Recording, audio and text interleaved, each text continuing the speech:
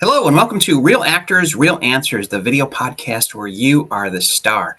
Today, I am stoked. I am excited about bringing back my good friend, Ginger Cressman. We talked to her I don't know, over a year ago, I would say. And from then until now, she has bloomed. God has really blessed her. I'll let her take the stage, but actress, model, just so many things. But she is moving so fast, and it's good. She's moving with quality. And anyway, enough of my talk. Hey, Ginger. Hello, thank you for having me back on here. I love being on your show. Thank you very much. What's going on? You're this model, fabulous photography, fabulous emotions. Just the truth comes out in your face. And you've been in films, and you just finished one film called Dear Cancer. Yes. Tell us about your progress. Oh, goodness. Where did we leave off? Wherever you want to start. Okay, so I know that last time I talked to you, we talked about the fact that I'd been on Jesus Revolution, and that sort of pushed me into I can't stop. I must continue going every day. And I don't know if I ever take a break, although I should, because it's good for you and very healthy. But I have been working on just a whole big variety of projects. God has opened a lot of doors and given me some different opportunities to work with just some really great people. The Dear Cancer movie that you're talking about is a short film that we filmed in Texas. And I was in that with Kaylee Keller, and also a couple of your students I got to work with in that, which was really cool. They were so gracious and wonderful to work with. Everybody there, that whole crew, the director, everything was fantastic on that set. And in that one, I played a 1940s housewife type of lady who had cancer, and it's based off of a true story written by Rita Pamplin, who she had cancer, and she was writing letters to her cancer. She got it published into a book, and so J&J Ranch Productions turned it into a short film, and I wrote they took her actual letters and put them into a fiction story. And so in the short film, I wrote the letters, and so it's a voiceover for my part, which are flashbacks. And anyway, I was really blessed to be a part of that, because anytime you can be a part of a project that touches people's real lives or that they can relate to, that is just a huge blessing. So you had to play a true story role. I did, but I didn't. The letters were her real life letters, and it was a very realistic situation. All of my parts in that one were flashbacks. So I was acting it out and then read the voiceover separately, which, by the way, we haven't had the premiere for this yet, so I haven't seen it. So I can't wait to see it when it comes out. And we're going to have the premiere in, I think it's August. But yeah, it really touched my heart to read those letters, because the lady who had written the book, that was her heart, and that was what she was going through at the time that she wrote these things. And to be able to portray that at all, it really hit me right here. It's hard sometimes to do those kind of roles that are so true to life. I do believe during this time, I did see pictures here and there of you dressed in that period. Yes, your hair was different. You stepped out of time. It's just they did a very good job. You fit that role really well. Like I said, the hair, the clothing, the makeup, and wow, she's from she lived a long time ago. It was amazing. How did it feel to don that costume, that period? I have to say, when it goes into anything that's a period piece or anything from the past, oh, how I love doing that so much. Just transforming completely. I love history anyway, and so being a part of historical projects, oh, I love that. The wardrobe, and actually some of my scenes we shot in this lady's house who already had a ton of antiques. Her whole house was perfect. It was an older home. She had antiques as her decor anyway, and so we just used the stuff that she already had around her house. And it's so fun to step back into time like that and be able to do those roles, even when it's just photo shoots of that type of thing too. To me, it's fun. I mean, you're playing a character, you're being somebody else for a little while and then swapping over to something else, which that's something I love to do. I love to I love this job because it changes all the time, every day, to be someone different and do it a different way. And it's a challenge, but it's a good challenge. Where was it filmed at? The location? This was in, I always forget the name of that little town, but it's like an hour northeast, I think, of Houston. Houston, is that the right one? Okay, I'm going to say the wrong thing. Anyway, it was in Texas somewhere. I think Okay. it was an hour outside of Houston. Don't hold me to it. And part of it we filmed on a beautiful lake out there, and then the other part we used the older home for it, and oh, and also a little bakery that's down there we used as well. But anyway, it was in Texas. Who is the director? Jackie Havorka was the director on that. She is fantastic. I would love to work with her again on anything. And her husband is a producer on it. And the crew they had from Spectrum Fusion, that's actually a crew of all people who are on different levels of the spectrum with autism. And they were so phenomenal to work with, so task-oriented, focused, polite, professional. I would recommend working with them to anybody. That was a really cool part of the whole thing, and everybody did a phenomenal job on that. God brought a lot of people together. And He that's the did. thing. He is the creator. We're co-creators with him. And so you get to be a part of that. That's exciting. I love and I understand and I appreciate from your heart to mine. And it's always changing. It's never, would you like fries with that? It's always changing and it's challenging you, It right? is. It Because is. I've seen you sitting in the car and you said basically you're going to have your heart broken at times and in this business and things. But all in all, your message was very encouraging because you're working with people and personalities. And was the chemistry on this set good? One of the great times? Oh my goodness, yes. Everything was so smooth. There weren't little what let me put down my little thing I hold when I'm nervous. Um there weren't little there was nothing. There wasn't tension. There wasn't Everything was so smooth. Everybody gelled really well. And my friend Tammy got to come down and be a part of it too. She played, let's see, I'm actually her grandmother. She is because I'm in the past. And she got to come down and play my granddaughter, although I may be younger than her in real life, Tammy. So it was cool though. She got to go down to Texas. She lives here in Fairhope also, and we got to stay in a nice little Airbnb. All the women together, and it was just a good, cool experience. God really allowed that all to flow. I can't wait to see it, and you guys all to get to watch it too when it comes out. Most definitely. I love the fact that you had a voiceover role in it. That was a lot of shifting around. I mean, a lot of takes, I don't know. I wish I was a fly around there and then watch everything. Now, how long was it? How long did this take to shoot? Let's see. I think we were there. It was 4 or 5 days, and I believe it's somewhere Okay. around. It's a little longer for a short film. I think it ended somewhere between 20 and 30 minutes. I think in Okay. length. So 4 or 5 days we worked on it. I know they added a little bit of other stuff to it, just maybe B-roll type stuff after we wrapped at the actors. But it wasn't too long, but it was a good, perfect, just a wonderful experience. I would go back and do the whole thing all over again. How did you find out about this? I do not know. Sometimes it just sort of happened. I believe I was following the J&J Ranch Productions page, and Yeah. I know what it was. I'd posted my reel, and then I heard about an opening that they had needing the lady that, and I seemed to fit the role to them, and so that's what it was. I'm on so many different sites, and I'm following so many different pages that sometimes it's hard to remember where things came from. But I know that's what that was, because sometimes you just have to put yourself out there, and just don't be scared, because if they don't like it, who cares? But if they do, then cool, maybe you'll book something.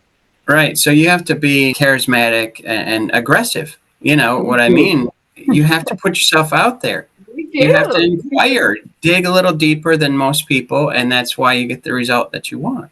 This is true. This is true. You just have to work. I mean, we work at our other jobs. I don't know why we wouldn't work at this one too. Wow. You hear that? What she said? It's true.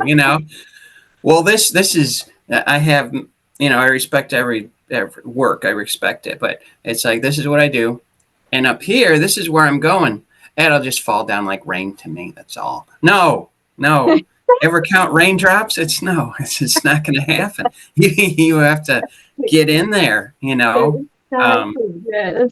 Now, very curious about all this modeling you've been doing. I've wanted to ask you this for the longest time, so I'll ask it now. How do you find opportunities like this? Is it through your agent? There's so many photographs everywhere of you doing this role, this, and your character, whatever that character is, whether it's in a wedding dress or whether it's just casual or bathing suit or in a park, whatever it is. There's so many facets to what I see. Yeah, I know it's Ginger, but there's someone there, you know. How did you do it? How do you do it? Well, let's see. And thank you for thinking about the characters involved in that, because part of what I do, I know a lot of local photographers for one thing. So sometimes we just get together and shoot and do creative group shoots. Sometimes they're just creative. Hey, let's get together and shoot. Some of it is that. And so I think doing things like that is something that helps with acting jobs, because it does help you be seen as the different characters and the different types of looks that you can portray. Some of it's that I do have an agent for modeling and acting both. Most of those end up, which I've only had that agent since January. What is this? April? Yep. So most of the things that I've gotten from her have been acting auditions.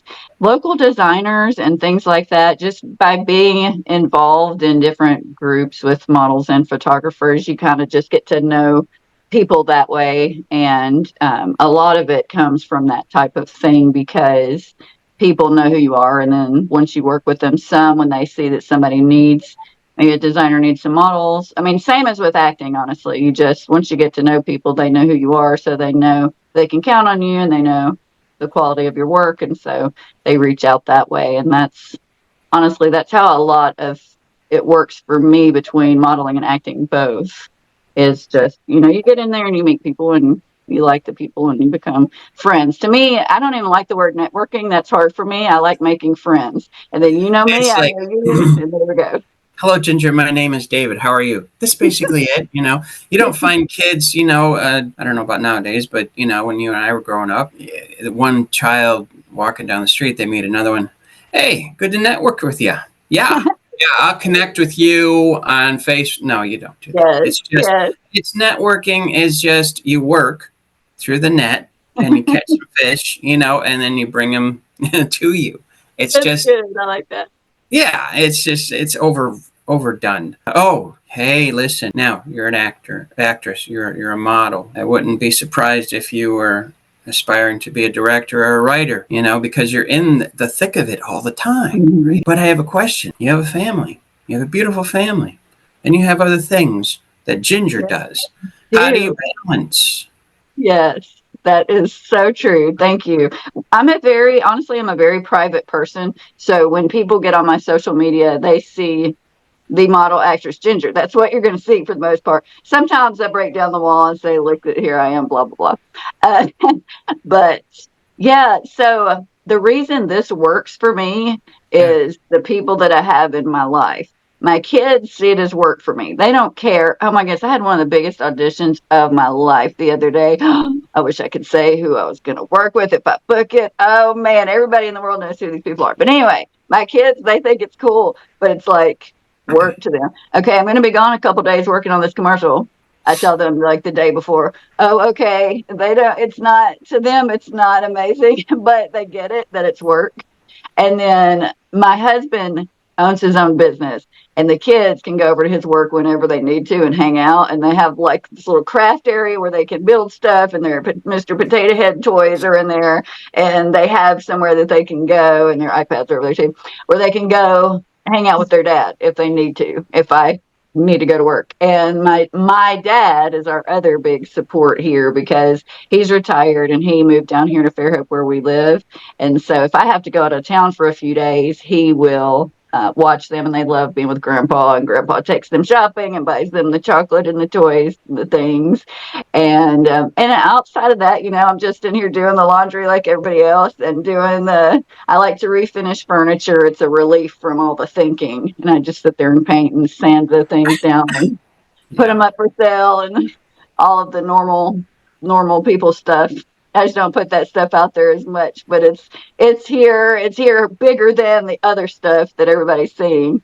So God has surrounded you with a beautiful family, understanding family, appreciative family, extended family, and then of course everything outside that private circle. And that's why you keep that wonderful smile all the time, because it's genuine. You have a genuine smile. When I see you, even now, it's genuine. It's not put on, because it comes from here and then drops down. And you make those videos sometimes just a catharsis to just expel, hey, listen, this is not all roses. It has some thorns there. But now I've wondered about that. How do you balance things out? Actors, actresses, directors, writers, everybody in this creative industry, yes, they have a life. How do you balance it out? Yes. I used to teach elementary school too, and it was harder for me to do that and to do my stuff at home and have my regular life than it is for me to do the acting and modeling stuff and maintain a normal life too, because that sucked the life out of me harder than this does. This is hard, but it's fun. And like I said, you get to change up what you're doing, which fits my personality. I need that. So honestly, still, again, it's like any other job where you have to figure out how to balance the stuff that you do with your home life. How do you you mentioned you were a teacher, correct? Yes. Do you find yourself borrowing emotional recall? Do you find yourself borrowing from your life to fit into a role, to relate to Oh yeah, always. I always do that. If I have to find the life experience that I have that matches whatever the character is, and that helps me become the character so much, because then I get it. Then my character can be a real person, and I'm not just pretending like I am whatever it is I'm supposed to be. Kids, I mean, honestly, if you look at kids when they play, they are good little actors. They become whatever it is that they're playing. They are Superman. They are the mom with their baby, because they're not pretending it. They are it. And it's kind of like, I don't know, I feel like that in acting too. If you can stop pretending and just be the thing and quit worrying about the people that are, I'm getting off track, but quit worrying about the people that are watching you, or the fact that there's a camera there. I mean, it makes you such a better actor. But anyways, yes, I do. I pull from real life. There's a lot of different life experiences I have. And like I said in one of my videos, it's just sitting right here. It's ready to come out at any point. So, yeah. I remember that. And it takes a certain amount of bravery to do that, to be that vulnerable, because, the way society is, it's a structure, archetype, and they silently, you can't do that. You have to do this. And why? Well, because you have to be accepted. And why? Well, you shouldn't ask that. And all that other malarkey. Yeah. Where acting, you can let go of that. And you can play a role that is controversial, that is provocative. And what I mean by that, Jesus was provocative. He stirred things up with people. You're brood of vipers. Yes. Exactly. And in the same way, it's a privilege to have I get the chills when I talk like this. It's a privilege to take a script and someone says, hey, we want you for this role. Well, okay, that I have something to offer. When you study a character, do you find, and I'm saying this is common sense to you and me, but not to everybody. Do you find yourself and the character kind of like starting to hold hands? You walk in that character, you sit in that character. Yes, definitely. And sometimes for me, it's hard when I'm finished filming to let go of character or the emotion that went with that character. I have to reset back to myself after that.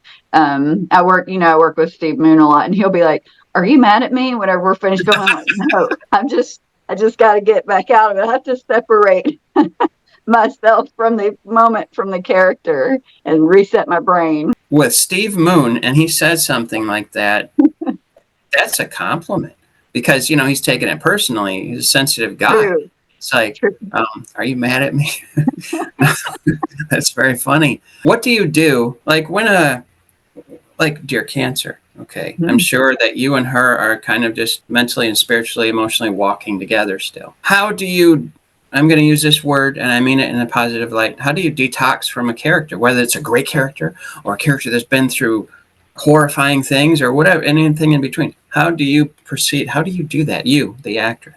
Me personally, I Yeah. have to sit down, maybe cry if I need to, if it was that tough, and get that out.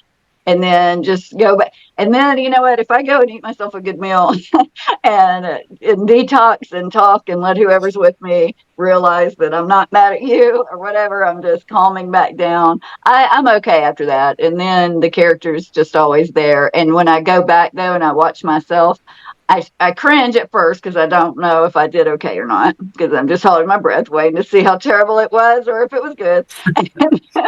But, and then I go back to that spot sometimes, and it's hard to watch myself go through the thing again that I had to go through to be in the mode of that character. This is when it's hard characters, which I play a lot more of that than I do lighthearted stuff. But as long as I go have a good meal and let everybody know, no, I'm not mad at you, I'll be okay after a little bit. You have your foundation. I go back to that. You have your kids that hug you and accept you for just who you are. And same with your husband and your dad. And I'm sure I can't picture this with you, but some people, you know, that if they know that you're getting too big for your britches, they'll take you down a peg, you know. That's my son's job. What did you say? That's my son's job. He's 6. And when I get home and I look all prettied up with my makeup, ew, you look yucky, Mama. Take that off. That's too funny. Kids are brilliant because they're new to the planet, you know, and they haven't been programmed, you know. Yeah, if you want to know what you really look like, go ask the kid. Yes, indeed. All the time, every time. What other projects are you working on that you can tell us about? Oh my goodness, there's so many good things I want to tell y'all about. So we finished the first one that I actually helped be a producer on, and that was Across the Sky. It was a Christian film about a little girl whose dad is killed, and I play the mom in that. And that was a hard role as well. It's not quite out yet, but we have had the premiere, and I want you guys to look for that one when it gets out, because it's just the little girl in the movie in real life had lost her dad as well. And she ended up auditioning for this character, and her mom wanted, we were unsure at first because we didn't want to put her in. I know what it's like to play a tough role, and with her identifying so well that I didn't, we weren't sure at first, but her mom said yes, she wants to audition, so she did, and she was perfect for the role. It's going to be a really good. It's an uplifting film. It's got a hard subject matter, but it's an uplifting film. And then we're working on one right now. Oh my goodness, listen, it's called Our Final Hour, and it's about Christianity being outlawed in America. And I play a woman who is going and broadcasting through different means with different devices and trying to help people be freed. And that one, we did the toughest scene. This was the toughest scene that I've ever done in my life, in which we did a waterboarding scene where I was actually waterboarded by the bad guys, or whatever you want to call it, the government, in the film. And we did it for real. And that was hard. That one was a hard one to get over when we were finished, but it's going to add a lot to the movie. It's a very gritty film. It's a very deep film, but it's very, to me, realism. And where America could be at some point. That's one that we're working on now, and we filmed a few scenes. I think I filmed one yesterday. Yep, I did. And so just everybody can keep an eye out on that one, because it'll be a little while before it's out, but the look of it, everything is so fantastic. It is one of I'm excited about this movie. It's in my top list of things that I've done at this point. Who wrote it? This is one that Steve Moon did. He wrote it and is directing it as well. Is it being filmed in, where does he live, Alabama? Yep, he's in Birmingham. We're filming some of it there, some of it down in my area in Fairhope, and some of it in Mississippi. Final Hour. That's pretty heavy stuff. It is very heavy. It is a tough role. I almost gave myself a real panic attack a few days ago getting into character for that, because I was trying to make, and I've never done it before, but I was trying to make my mind feel scared, because it was like I was captured and I'm talking to these guys. And somehow I accidentally went too far in my brain, because my hands started feeling all the little nervous, little tingly feeling and stuff. And I thought, oh my goodness, I'm about to have to stop, because I didn't know I was making myself believe myself so much. Believe like a certain. That like your 6-year-old, whatever they think and believe, it's true as far as they're concerned. Very true. As a man thinketh in his heart, so is he, so he becomes, So what you think, what you become. And the easiest way I found, which I teach my students, is I love acronyms and playing around with words. You have emotion, you put a hyphen between the E and the M, and the E stands for energy in motion. Every time we do it subconsciously. We're doing it now. If you want to express something, you start moving your face, smiling, not smiling, whatever. And you start moving your body, and that's called emotion. You can't do that. You're not Alexa. And if you're trying to get into a role, you're turning on the switches for my coaching mind. Because what you said is so fascinating, and it's true. You were thinking so much that you had this feeling, and it threw you into that scene, because life is a series of scenes, just for a moment. How did you pull yourself out? Thankfully, I believe that was our last take. But then I told him, I was like, okay, hold on, because I'm really starting a panic attack here. I'm starting to feel bad. And then he was like, okay, we can be done. But I think we were already on the last take anyway. But I watched back the scene that he showed me, and I could see my face flush at one point. And I thought, okay, that must be when it hit me right there, because all of a sudden, boom. But it's okay. To me, there's a certain level of too far, and that wasn't there. And I've never been there, and I don't want to ever go there. So I have to be careful. But I think it's useful to be able to get somewhere in your mind to be into character, to be able to portray what it is. And some people don't agree with that. Some people don't like that type of method at all, and that's fine. It's whatever works for you. But for me, I like to go there because I want to be that person for that moment in time. That's true. You have to put yourself into the role. Exactly. I like to say you're the servant of the character. Ooh, that's good. I like that. Yeah, you are a servant. Jesus is a servant. When we don a character, when we study a script, it's not about you. Yes, you're involved, but it's not about you. It's about the character, which kind of de-escalates any nerves maybe, or your ego. Everyone has one, and if you say you don't, you're a liar. Especially if you're an actor and you're saying yeah. I don't have an ego. I'm offended. Well, there you are. Yeah, there it was. There's your proof. Yeah. How was it? I want to make sure I ask this. How was it working? Because I recently interviewed Kaylee. How was it working with Kaylee? Oh my goodness, Kaylee is the sweetest thing. Like, she might be the sweetest person I've ever worked with in any field. I'm not sure. She is just precious. I loved working with her and hanging out with her. And her mom, oh my goodness, her mom, shout out to her mom. She is so invaluable on set. She was there for all of us, not just Kaylee. Anything anybody needed, you need to touch up on your makeup, boom, her mom's there. You need with your hair, you need me to go grab something, you need a coat, here's my coat. I mean, Kaylee is amazing, and her mom is just amazing too. Shout out to that awesome mom. I was so happy to meet her. Every set needs her. And Kaylee's just so talented with her music too. I told my daughter about it so she could start listening to her songs, and she looked them up. I think speaking of Alexa, I think she was looking them up on Alexa so she could listen to them. But yeah, Kaylee's amazing. So I would love to work with her again. Hopefully this will end up a feature and we can continue on with it. I know they have a goal of having it made into a feature. Nice. That's wonderful. Yeah, I look forward to seeing it too, because it has a good message. And I can only, how words create everything in your life. I want to get that book. What was her name? Dear Cancer. What was her name? Rita Pamplin. I want to get her book, because you write things out, and I can only imagine right now, okay, what she wrote to cancer, because you're establishing a certain belief and a rapport and a relationship, I've heard people say, well, cancer runs in my family, so I'll probably get it. It's like, stay away from me. Right. You gotta watch those words. And I can, I'm stopping myself from my own curiosity of asking. I'm not going to do it, Ginger. Okay. Right. The letters that she wrote and that you were acquainted with, they were probably pretty powerful. I'll just say that, because she's addressing something.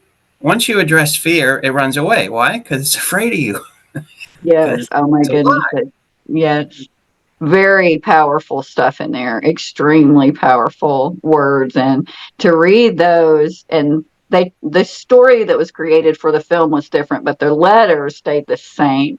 And to read those powerful words and think, wow, she wrote these while she was actually going through it, and being able to bring that to life and encourage other people through that. I mean, she is a really strong lady. She texts us just about every morning. Good morning. I hope you'll have a great day. She's a wonderful lady too, and she's excited about the project also. Did you meet her? We did not meet her. She lives in Maryland, I think. I think she lives in Maryland, so she wasn't able to be over there because she had to work. But she will be at the premiere. So we will meet her then, and hopefully some people can come attend that as well. I think it's going to be I keep saying Houston. If I'm wrong, it's in Texas, in one of those cities. And okay, somewhere in Texas, which will be broadcast somewhere, posted, whatever, when the Yeah. premiere is. Yes, exactly. I mean, if anybody's following my page, they'll see everything I ever do, they'll find it. I have never been to Texas, but there's a lot going on in Texas. It's not just the typical stereotypical, oil rigs and things. Yeah, there is a lot in Texas. So it's a big old state with a big old bunch of people. But there is. I mean, they filmed The Chosen in Texas, and there's a lot of Christian films in Texas, I've noticed. It's good to know. It's very good to know. That's exciting. I'm going to do my best to come to the premiere. That would I've be known you so for years, fun. but I've never actually met you. Yes, that'd be amazing. Yeah, because when I heard Dear Cancer, at first the title was so abrupt. Dear Cancer? That's the cover of the book. But you go inside and what you have said and what Kaylee has said a little bit, and it's a meaningful, moving experience. Yeah, I think I'm going to go. Oh, that would be amazing. And they've already won some awards. They're already running it through the film festival circuit, and it's won several awards already, and they just have gotten it out. So I know it's already touching people's hearts just being out there. So that's a good thing to know. And I guess it'd be so cool if you came. Yeah, We're gonna I'll get your autograph. yeah, get all of our autographs and walk There over. you go. No, you are. Get your autograph too while we're at it. But anyways, go ahead. That's funny. You are a light for Christ in Hollywood, and I use that catch-all phrase, Hollywood, okay? Because Hollywood is Hollywood, and they need prayer, of course, just like anybody else, okay? But the idea is, it's wonderful seeing you, seeing Kaylee, seeing the people from God's Not Dead, Kevin Sorbo, seeing Dean Kay, everybody in different positions coming in and shedding some light in the darkness. It's fascinating. It's amazing to watch how go ye into all the world and preach the gospel. Or you're going, and through your ministry, that's what it is, of acting and modeling. That's what you're doing. And it's fun, right? It is. It's fun. And it's so cool how God gave so many different talents to so many different people and so many platforms. And you just can't put him in a box that people want to, but you just can't. You just have to do the thing that he put in you to do. And for me, currently, it is an acting and modeling thing. And I'm just blessed to be able to do it. And I love to be on any set, secular sets, Christian sets. It doesn't matter to me. People are people. And I enjoy it all. And I'm blessed to have met all the people that I've met so far, and all the people that I'm going to meet. They are a huge blessing to me, and I've made so many more friends in this industry than anything I've ever done, probably. I think It's true. People you connect, I think, because you understand each other and the things that you're going through. And plus, there's a lot of downtime on set, so you just have to sit around and talk to people. That's true. Don't just sit. I always say to people, don't sit when, you don't talk to just everybody. It's a protocol. But don't just sit there and look at your phone. You're going to miss so many treasures that are sitting around you that are doing this and doing that, and know this people, this person, that, what's that scripture? If you want friends, you must show yourself friendly. That's good. you step out of your comfort zone. You're out of your comfort zone anyway when you're on a set. Give me a break. Yes, I live out of my comfort zone. And how does it feel to live out of your comfort zone? It's nerve-wracking. It's uncomfortable. Yeah, it's nerve-wracking, but you grow. You get used to. You get a little bit more immune to the things that make you nerve-wracked. You do get used to people's the whole crew watching you and a camera being up in your face and all of the things. It's still nerve-wracking. To me, I get nervous right before any project, but then when I'm there doing it, I'm all right. But right before it, I'm nervous. Right. That's common. Ginger Cressman, if someone want to get a hold of you, how would they do that? Easiest and best way is to just follow me on Facebook or Instagram, and I can reply off of there. It's easy to get a hold of me. I try not to be too hard to get a hold of. I'll at least go back through after a couple of days and see what I missed. But that's it. IMdb under your name, correct? I sure do. Yep. I think I'm the only Ginger Cressman on there, which makes it way easier because my name is not common. It's easier to find me. It's spelled differently, your last name. It is. Yeah. Listen, Ginger, thank you so much for being on Real Actors, Real Answers. It's been a barrel of fun and very enlightening, to say the least. So thank you very much. Thank you so very much. I appreciate it. I love being here with you. Thank you. You enjoy your day. Thank you.